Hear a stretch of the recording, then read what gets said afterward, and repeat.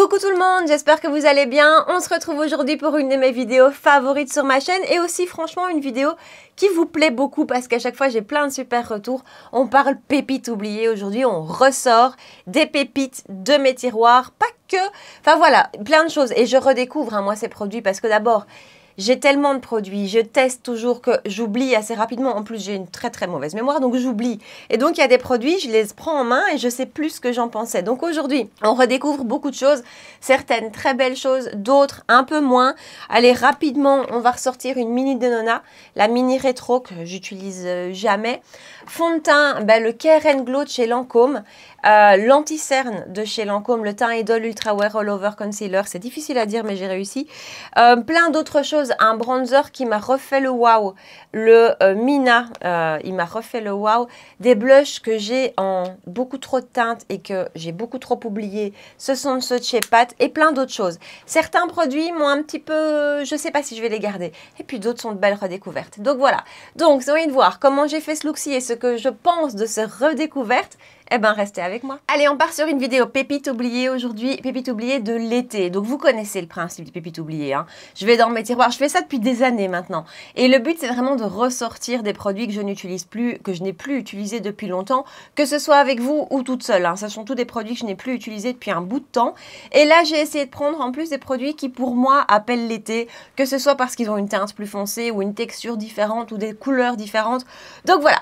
Donc, la palette du jour, c'est la mini rétro de chez Natasha Denona. Je n'ai pas la grande rétro, j'ai acheté que la mini et je l'ai assez peu utilisé. Honnêtement, ce petit lumineux ici, je me souviens qu'il était vachement joli. Et donc voilà, les mini de Natasha Denona, je les utilise vraiment pas super souvent. J'y pense pas, j'ai pas le réflexe et pourtant elles sont jolies, elles sont pratiques, elles sont mignonnes. À une époque, j'ai un petit peu commencé à les collectionner et puis voilà, ça fait pas toujours de sens parce que finalement elles ne m'ont pas toutes plu. Ou certaines, quand on a la grande, ça ne vaut pas la peine d'avoir la petite, enfin bref, voilà. Mais donc la mini rétro, c'est elle qu'on ressort aujourd'hui, donc je vous rapproche et on se maquille avec elle. Donc c'est quand même super facile de se maquiller avec ces palettes. Alors je vais prendre le petit rose mat qui est juste là avec un pinceau classique Crease de chez Sonia G et puis j'applique ça en transition et creux de paupière. Il n'y a rien à dire, c'est bien pigmenté, c'est joli, ça se travaille bien.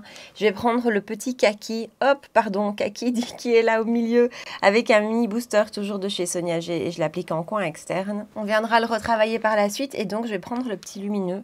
Je vais le prendre au doigt, celui-là. Il est vraiment très joli. En fait, je devrais vraiment les utiliser plus souvent, les mini. Je vous dis, j'y pense pas forcément, elles sont dans un tiroir. Autant j'ai toujours à côté de moi une ou deux grandes de Natasha Denona, autant les petites pas. Et en fait, elles sont quand même souvent très bien pensées d'un point de vue harmonie. Il est très beau ce petit. Et je trouve que l'harmonie de celle-ci passe partout, on est d'accord, c'est très simple, très classique. Et en même temps, entre guillemets, un peu original parce que ce petit mélange de kaki et de rose, c'est hyper joli. Et même dans ce lumineux-ci, il y a un petit reflet kaki, c'est très joli. Ce lumineux-ci, il est canon. Si tous les lumineux de la marque pouvaient être comme ça, franchement, il est canon, il est fin, il est très fin. Il fait pas de chute et alors il a vraiment un super effet, limite un petit peu mouillé comme ça. Je prends le lumineux kaki, il veut pas faire focus sur la palette, c'est pas grave, le lumineux kaki avec un Reefer numéro 28. Donc là, je vais y aller au pinceau pour un peu plus de précision et je mets ça sur le coin externe, moitié coin externe. Je reprends mon mini booster que je viens passer dans le creux pour un petit peu tout mélanger. Et sur mon mini booster, j'ai remis un petit peu du kaki et je l'applique vraiment juste un petit peu de nouveau sur le coin externe. Franchement, je trouve ça hyper joli. Je sais pas pourquoi j'utilise pas plus souvent cette palette et je trouve ça super beau.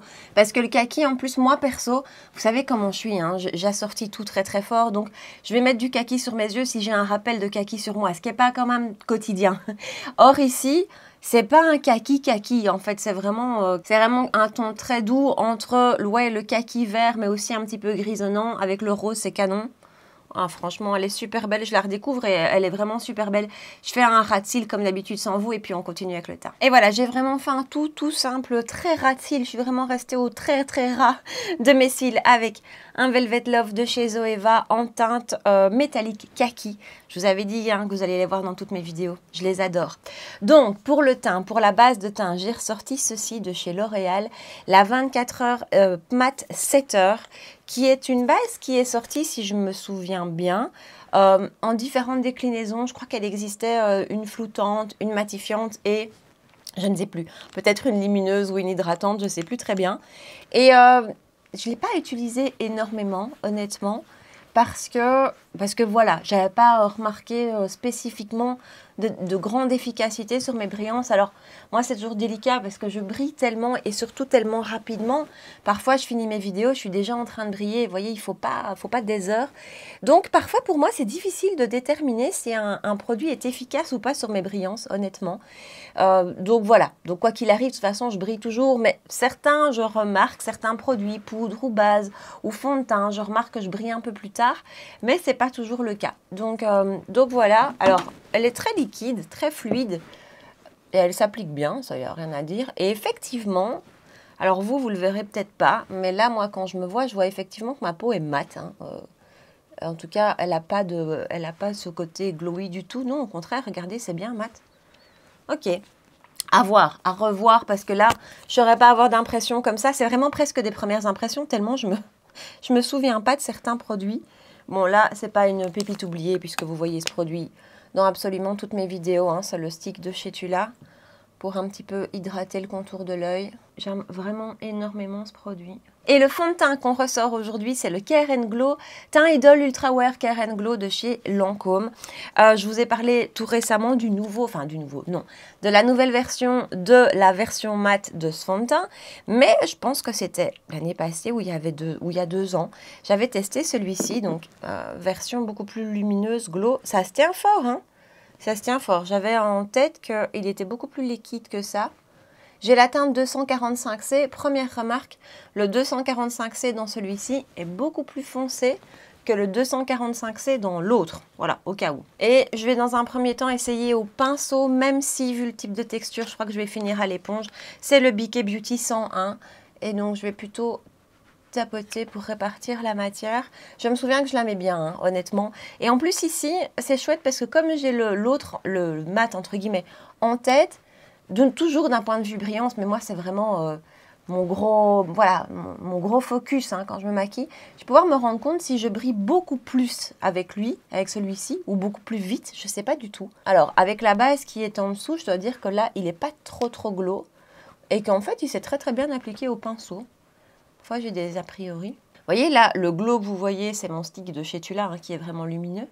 Mais pour le reste, le fond de teint, là, avec cette base-là, pas si lumineux. Bah écoutez, non seulement la teinte est absolument parfaite, hein, donc la teinte 245C ici, qui comme je vous dis est un peu plus foncée que l'autre, est encore mieux pour moi maintenant, ça c'est vraiment génial.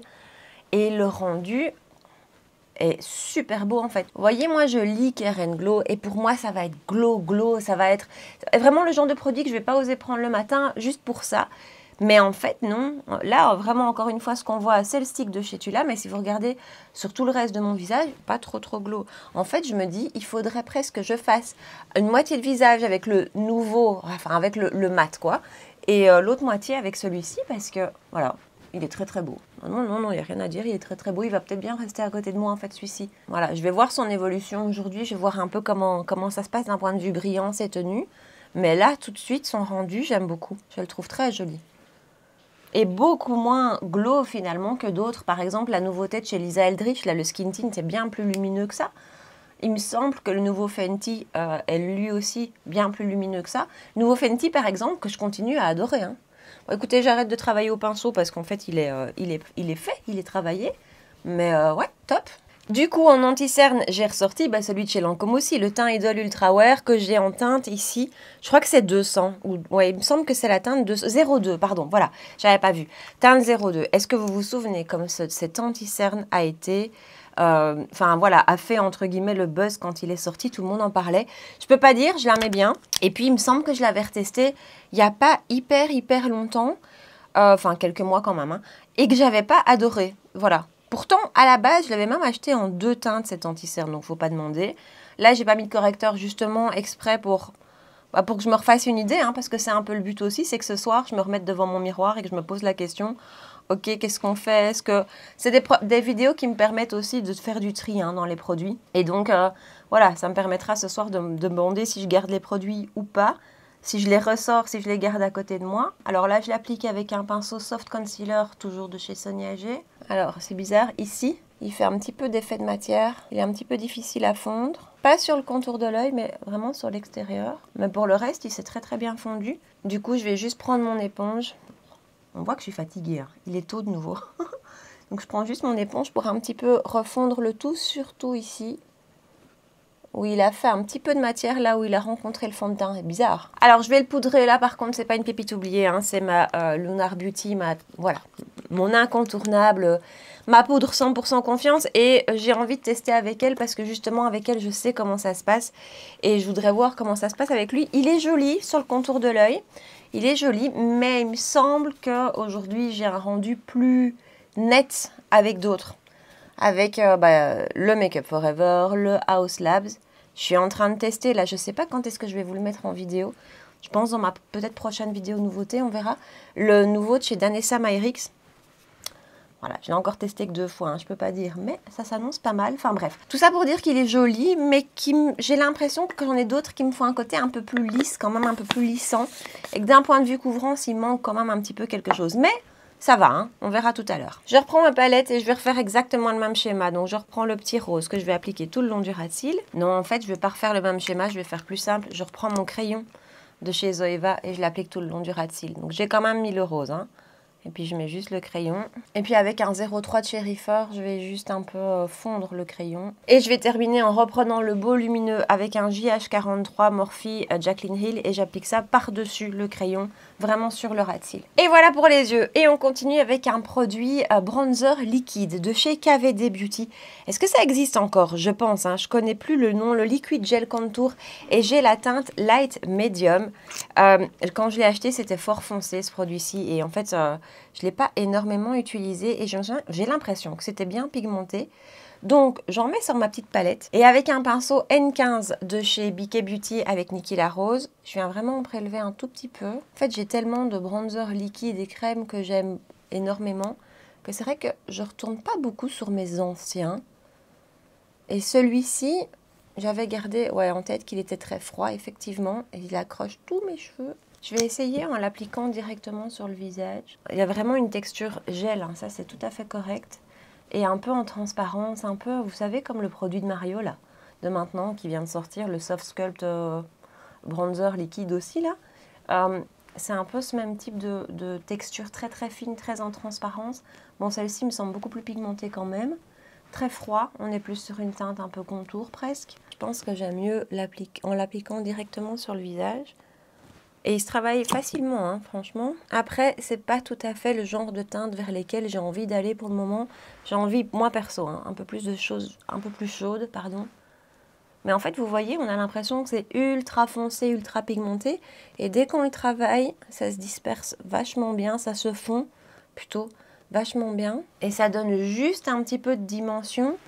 Mais encore une fois, un peu comme Mario, tellement fondu que ça donne juste un peu des ombrages, mais pas d'intensité trop forte non plus. Donc écoutez, joli. Peut-être pas la grosse redécouverte du jour, mais joli quand même. Du coup, justement, on parlait de Mario, j'ai ressorti ceci. Ce sont les Soft Pop Plumping Blush Veil et j'ai la teinte Pinch Me Pink. Il vient de sortir des nouvelles teintes. Je sais pas si elles sont déjà dispo. BK Beauty 109. Je sais pas si elles sont déjà dispo. Alors, chez nous, non. Sur son site, j'ai pas été voir parce qu'honnêtement, je commande plus sur son site. À 20 € de frais de port, ça me fait vraiment très très mal. Surtout que maintenant, ça arrive chez nous. Alors, ça prend du temps. Il faut être patiente. Mais je préfère ça. Surtout que je me souviens qu'à une époque, on commandait sur le site de Make Up by Mario et c'était gratuit à partir de 60 €. Oui, je vous assure. Et maintenant, 20 € de frais de port, quoi. Depuis le Covid, en fait.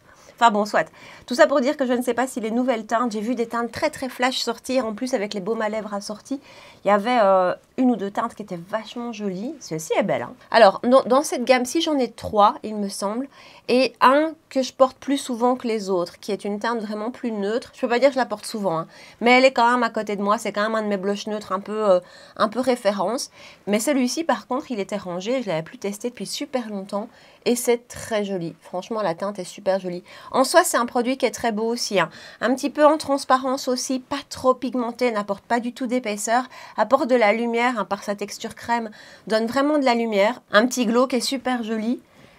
Mais attendez, je vais vous montrer. Dans chacune de mes vidéos, je vous fais le coup. Celui-ci, le Burly Blushing, c'est ça. Burly Blushing, lui, il est tout le temps à côté de moi parce qu'encore une fois, sa teinte est hyper facile. C'est un neutre un peu pêche, top. Mais celui-ci est très beau. Et quand on le voit comme ça, on a l'impression que c'est hyper flash comme rose. C'est rose, on le voit. Mais c'est pas hyper flash, c'est pas too much. Ça pourrait vraiment être une des belles redécouvertes du jour. La poudre du jour, justement, c'est la Milk, la Pore Eclipse Translucent Loose Setting Powder. C'est toute une gamme qui est sortie chez Milk. Donc, il y a la poudre que j'ai pas refermée, c'est malin, qui est en teinte light ici. Il y avait la poudre, il y avait le spray de finition, il y a la base aussi. C'est toute une gamme qui est censée vraiment être plus matifiante et donc être plus adaptée à mon type de peau. J'ai testé le spray de finition que j'aime beaucoup. Alors lui par contre, vous savez que moi les sprays de finition, il n'y en a pas énormément sur lesquels je suis vraiment convaincue, surtout pour mon type de peau. À part le One Size, mais voilà, vous savez l'histoire, on ne le trouve pas. Mais le spray de finition de chez Milk, je le trouve très chouette et efficace sur la matité justement. Ça c'est un que j'ai racheté plusieurs fois et que je rachèterai encore. Là je finis tous les backups que j'ai mais je le rachèterai. La base... Je ne suis pas méga transcendée par la base matifiante de la gamme. Elle est jolie, hein, je ne peux pas dire. Et je pense qu'elle fait un joli un peu effet floutant sur les pores. Donc ça, c'est top. Après, d'un point de vue matité, j'ai pas vu de grande efficacité. Et alors, la poudre, j'ai l'impression que c'est un peu la même chose parce que je l'ai assez vite rangée. Mais à voir, hein, c'est un peu l'idée aussi de la ressortir aujourd'hui. Ce que je pourrais peut-être faire aussi dans les prochains jours, ce que je fais souvent quand je teste une poudre, c'est la mettre un peu en comparaison avec Huda Beauty de l'autre côté, puisque Huda est vraiment la référence. Après, voilà, ça a bien matifié, sans non plus faire d'effet carton. Vous voyez, on a encore un peu de lumière ici qui ressort. Donc, c'est pas trop mat, mais c'est mat quand même. Hein. Donc, on verra tout à l'heure. Je mets une première étape de spray de finition. Et pour le mascara du jour, ce sera un mascara de chez Essence, le Glam Doll Volume et Définition Mascara. Alors, c'est un mascara que j'ai gardé dans mes tiroirs pendant des semaines et des mois, et même peut-être plus, sans l'ouvrir, hein, je vous rassure. Et puis, je l'ai ouvert il y a quelques semaines, peut-être 2 mois maintenant, et je l'ai testé une fois et je ne l'ai jamais plus testé. Je ne vous en ai pas parlé, ni quoi que ce soit. Je vous montre la brosse, donc je ne sais même pas du tout ce que j'en pensais. Essence et Catrice, d'ailleurs, sont assez connus pour leur mascara, pour avoir des mascaras ultra petit prix, on doit être autour des 3-4 euros et être vachement bien. Moi, je trouve pas tous qu'ils y sont chouettes.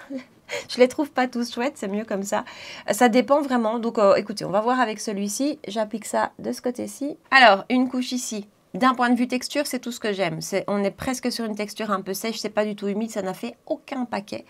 Après, pour l'instant, on n'a pas grand-chose. On n'a ni longueur ni volume. Donc, je vais équilibrer un peu. 2 couches ici, une couche ici. Alors, ce que j'aime beaucoup, vraiment beaucoup, c'est que ça n'accroche pas, enfin, ça ne fait aucun paquet. J'ai pas 2 cils qui se collent. J'ai l'impression d'avoir beaucoup plus de cils que d'habitude, en fait, de ce côté-ci. Maintenant... Après 2 couches, je ne suis pas encore sur un résultat que je trouve vraiment suffisant. Ils nous disent volume et définition. Définition, oui, vachement. Volume, je ne sais pas combien de couches il va falloir. Je vais passer à 3 des 2 côtés. Donc là, j'avais 2 et 1. Hein. 3 couches, 1 couche. Et là, je commence à vachement aimer. Je trouve ça vachement... Ah ouais, je trouve ça super joli. Ça fait vraiment frange. Ça fait un peu frange de fossile. Je trouve ça, c'est vraiment, vraiment beau. Donc, je vais mettre une 3e ici. Je vais peut-être tenter 4, on va voir. Voilà 4 couches. Alors, j'adore. Maintenant, je suis curieuse de voir quand je ferai le montage combien de temps ça m'a pris en tout parce que 4 couches, c'est quand même beaucoup. J'ai aussi été en mettre sur la paupière supérieure. Il y a des mascaras comme ça, je sais pas, j'arrive pas à ne pas le faire. Donc, il faudra que je vienne gratter après. Mais le rendu en lui-même avec 4 couches, on est d'accord, c'est énorme. Je trouve ça canon, je trouve ça vraiment joli. Donc, maintenant, il faut voir le test de la tenue, parce que ça, c'est l'autre test critique, mais j'aime beaucoup. Bronzer ressorti du jour, Mina. Qu'est-ce que j'avais adoré ce bronzer. C'est un bronzer lumineux. Alors, ça s'appelle le Matte Powder Bronzer. Croyez-moi, c'est tout sauf mat. Et c'est la teinte 658. Mina, c'est une marque italienne, si je ne me trompe pas. Attendez, je prends un pinceau Reefer 05. Je pense que c'est une marque italienne, je suis même pratiquement certaine, que vous pouvez trouver sur Amazon. Oh, que c'est beau. Ouais, ça c'est beau. Sur Amazon et sur Zalando, ça c'est très très joli. Et je me souviens que je l'avais adoré. C'est mon amie Emeline qui m'avait conseillé d'acheter ce produit. Et on est sur un petit prix, enfin je crois qu'on est sur un bronzer qui doit faire une 20aine d'euros. Et on a 7 grammes, c'est pas énorme pour un bronzer. Et qu'est-ce qu'il est beau. Ah écoutez, il est magnifique. Direct, vous voyez, parfois il y a des bronzers comme ça, direct vous mettez un coup de pinceau et vous voyez le côté un peu fondu. Vous voyez que c'est beau, vous voyez que ça se passe bien, que c'est facile. Magnifique. La teinte est trop trop belle aussi. Mais encore une fois, vous ne laissez pas avoir, ils disent mat, mais je ne sais pas pourquoi ça s'appelle mat, parce que c'est pas mat du tout. C'est pas, enfin, c'est quand même lumineux, hein. J'allais dire c'est pas trop, mais non, moi je trouve que c'est pas trop, mais c'est quand même lumineux, mais c'est canon. J'en ai mis beaucoup. Je vais juste prendre un gros pinceau qui est un pinceau, voilà, avec lequel je fais ceci en général quand j'ai la main trop lourde, histoire d'un tout petit peu estomper. Bon, ça va s'estomper dans la journée, mais quand même. Bon, après, ça donne un rendu très bonne mine, mais franchement, ça, c'est une des plus jolies redécouvertes, quoi. Ça, il va rester clairement à côté de moi, j'adore. Blush, j'ai adoré ces blushs et j'ai pu utiliser ça depuis je sais pas combien de temps. Divine Rose de chez Pat McGrath. Donc, ce sont les blushs, comment ça s'appelle? Les Skin Fetish Divine Blush, et ça, ici, c'est la teinte Divine Rose. Je crois que j'en ai 5, 6, 7 teintes, tellement j'adorais ce blush. Et puis, ben voilà, c'est la même rengaine que d'habitude. Et là, par contre, je vous dis, hier, quand j'ai rouvert mes tiroirs et que je les ai vus, je me suis dit, il faut vraiment que je les ressorte tous. Donc, j'en ai ressorti, là, 4 à côté de moi. Mais celui-ci est très, très joli. Alors, je ne sais pas ce que c'est, mais il y a quand même un petit côté nettement floutant sur mes pores. Hein. Je dois dire que ici, mes pores sont vraiment super bien diminués, sont vraiment super bien effacés. Enfin, effacés, si ça pouvait seulement, mais juste un peu diminués, quoi. Et floutés. C'est très, très beau. C'est un très beau rose. Ça, voilà, j'aurais pas dû les ranger parce qu'ils sont vraiment beaux, ces blushs. Après, il y en a énormément de très beaux qui sortent. Mais celui-ci me plaît beaucoup. Et je vous dis, il y a un petit côté un petit peu lissant, belle pigmentation, joli rendu. Je teste les autres teintes les prochains jours. Mais là, celui-ci me plaît beaucoup. Et on va passer à l'highlighter. Oui, enfin une vidéo avec Charlotte qui met de l'highlighter. J'ai ressorti le Pillow Talk Multi Glow de chez Charlotte Tilbury. Vous savez, cette version qui est sortie avec plusieurs teintes à l'intérieur, 4. Pinceau Milani. Alors, est-ce que je passe à travers? Ouais, écoutez, on va passer à travers. Alors, vous savez, moi, les highlighters. En plus, déjà, je trouve qu'il y a assez de glow ici. Bon, j'avoue, c'est joli, hein, ici. Ouais, ici, c'est plus fort. À mon avis, je suis plus allée dans le blanc. Ah, et d'office, moi, ça met un petit peu l'emphase. Il n'y a rien à faire, ben, c'est normal. Mais j'ai tellement plus l'habitude de mettre de l'highlighter que je le repère, mais direct, quoi. Après, c'est beau. Ça fait un beau glow. Mais c'est un peu too much pour mes goûts. Mais il est joli quand même. Et là, il y a même un petit côté un peu bleuté comme ça qui ressort. C'est très, très sympa. Alors, on est clairement sur un make-up où j'ai envie d'un petit peu de filtre pastel pour un peu fondre. Parce que je trouve que voilà, je suis allée un peu fort. Vous voyez tout de suite. Et enfin, avant les lèvres, encore un spray de finition. Alors, je suis allée un peu gratter le mascara que j'avais mis sur ma paupière supérieure. Et du coup, je vais le mettre sur le ras de cils inférieur aussi. Histoire de pouvoir me rendre compte ce soir comment il bouge, hein. Enfin, s'il bouge ou pas. L'anti-cerne est vachement beau encore. Ah, ça fait pas non plus 2 heures que je filme, hein. Mais parfois, il suffit même pas de tout ça pour que ça commence à bouger ou à marquer. Là, franchement. Et il nous reste juste à mettre un petit peu de rouge à lèvres et on part chez Charlotte Tilbury avec toute cette collection qu'elle a fait en honneur de femmes célèbres. Je ne sais pas si vous vous souvenez. Ils avaient tous des packagings différents et tous très très beaux. J'en ai beaucoup.